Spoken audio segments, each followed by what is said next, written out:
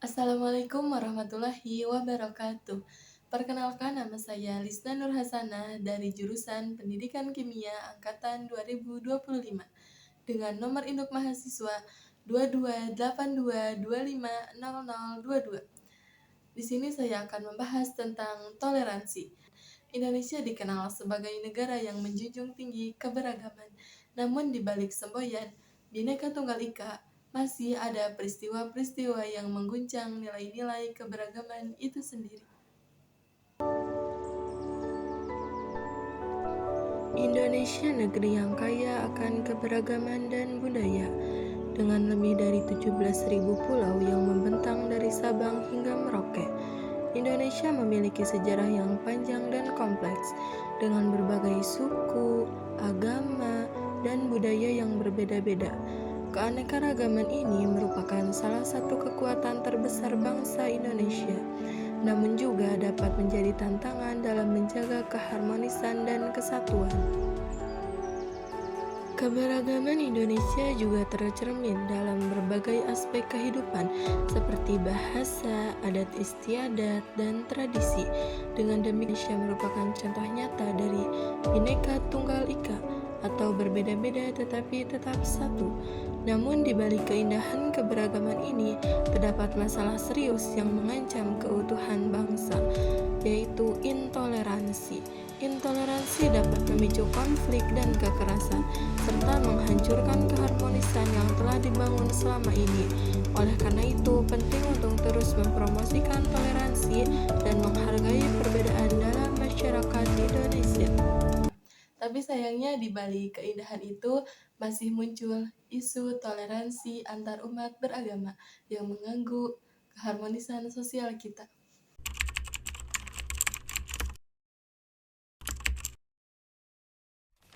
Apa itu intoleransi dalam beragama? Menurut Wikipedia Bahasa Indonesia, intoleransi beragama adalah suatu kondisi jika suatu kelompok, misalnya masyarakat, kelompok agama, atau kelompok non-agama, secara spesifik menolak untuk menoleransi praktik-praktik para penganut atau kepercayaan yang berlandaskan agama. Mari kita lihat dua peristiwa yang terjadi belum lama ini. Pertama, di Cidahu, Sukabumi, Jawa Barat, pada tanggal 27 Juni 2025. Dikutip dari tribunnews.depok.com, ketika sekelompok umat Kristen yang tengah mengadakan kegiatan retret di Desa Tangkil, Kecamatan Cidahu, dan digeruduk oleh warga. Warga tidak hanya berteriak-teriak mengusir para jemaah, tetapi juga melakukan perusakan fisik, seperti memecahkan kaca jendela. Puncak dari aksi tersebut adalah ketika beberapa oknum mengambil sebuah salib kayu yang terpasang, lalu menjatuhkannya ke lantai dengan kasar. Persekutuan Gereja-Gereja di Indonesia atau PGI mendesak Presiden untuk mengevaluasi ulang regulasi terkait kerukunan umat beragama. PGI juga menegaskan bahwa hak beribadah dan berkeyakinan adalah hak asasi yang tak boleh dikurangi dalam keadaan apapun. Negara wajib hadir untuk menjamin keamanan setiap warga tanpa terkecuali. Intoleransi harus dilawan bersama, karena keragaman adalah kekuatan, bukan ancaman. Selang sebulan, 27 Juli 2025 di Kota Tengah, Padang, Sumatera Barat. Ketika massa mendatangi dan membubarkan kegiatan ibadah jemaah Kristen di Rumah Doa GKSI Kota Padang, Sumatera Barat, mereka memecahkan kaca jendela dengan kayu, membongkar pagar dan menghancurkan kursi plastik, serta berbagai fasilitas lainnya. Jemaah yang panik bergegas keluar dari rumah doa dan anak-anak menangis ketakutan. 2 anak terluka dalam insiden tersebut. Polisi kemudian mengamankan 9 orang yang diduga sebagai pelaku perusakan dan menahan mereka di Mapolresta Padang. Komnas Perempuan mengecam keras terjadinya peristiwa intoleransi tersebut dan meminta pemerintah serta aparat penegak hukum untuk mengambil tindakan tegas terhadap pelaku. Komnas HAM juga menyerukan kepada seluruh masyarakat untuk menjaga semangat kebinekaan memperkuat toleransi, serta menolak segala bentuk kekerasan dan diskriminasi atas dasar agama dan keyakinan. Peristiwa seperti ini sesungguhnya sudah diatur jelas dalam hukum negara. Menurut pasal 156A KUHP menjelaskan bahwa setiap orang dilarang dengan sengaja di muka umum menceritakan, menganjurkan, atau mengusahakan dukungan umum untuk melakukan penafsiran tentang sesuatu agama yang dianut di Indonesia atau melakukan kegiatan-kegiatan keagamaan yang menyerupai kegiatan-kegiatan keagamaan dari agama itu, penafsiran dan kegiatan mana menyimpang dari pokok-pokok ajaran agama itu. Artinya tindakan kekerasan dan penyerangan terhadap tempat ibadah atau kegiatan keagamaan bukan hanya bentuk intoleransi, tapi juga pelanggaran hukum pidana.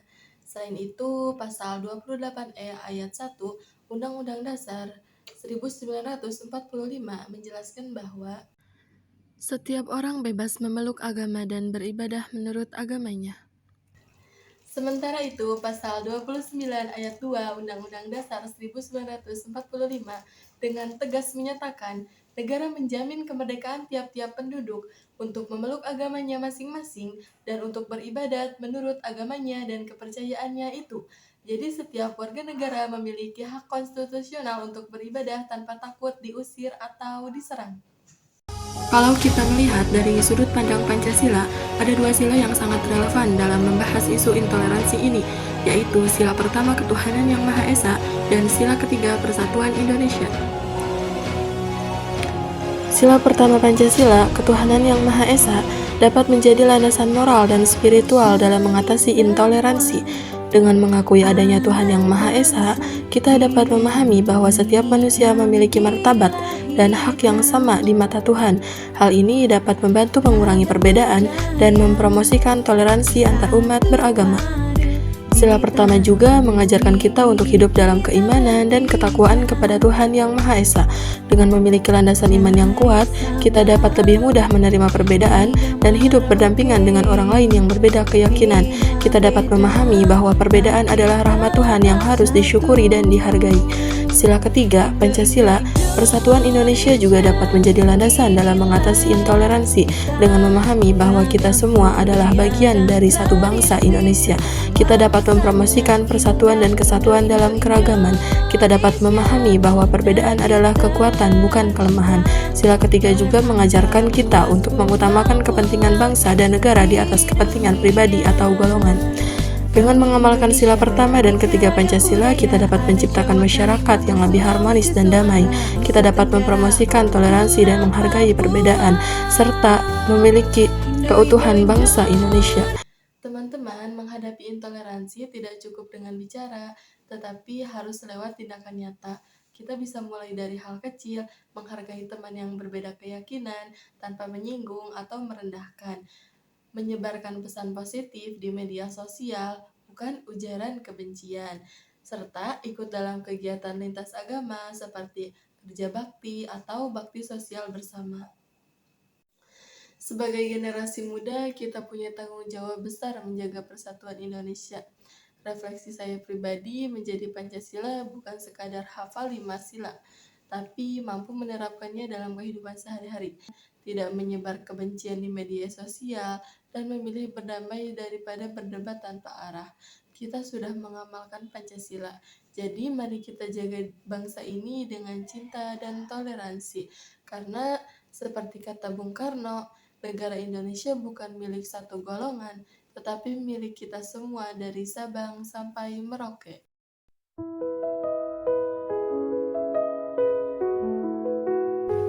Toleransi adalah kunci untuk membuka pintu keharmonisan dan kesatuan dalam masyarakat yang beragam. Dengan menerima dan menghargai perbedaan, kita dapat menciptakan lingkungan yang inklusif dan adil. di mana setiap individu merasa dihormati. Toleransi memungkinkan kita untuk hidup berdampingan dengan orang lain yang berbeda dari kita, tanpa harus menyetujui atau mengadopsi keyakinan atau perilaku mereka. Dengan mempraktikkan toleransi, kita dapat membangun jembatan keharmonisan dan memperkuat kesatuan dalam masyarakat. Kita dapat memperluas wawasan, meningkatkan empati, dan membangun hubungan yang lebih baik dengan orang lain. Mari kita mulai mempraktikkan toleransi dalam kehidupan sehari-hari dan menciptakan masyarakat yang lebih harmonis, damai, dan sejahtera untuk semua. Terima kasih sudah menonton video ini. Semoga video ini bisa menginspirasi kita semua untuk hidup damai dalam perbedaan. Sampai jumpa di video selanjutnya, dan tetaplah menjadi generasi Pancasialis yang toleran, peduli, dan berjiwa persatuan.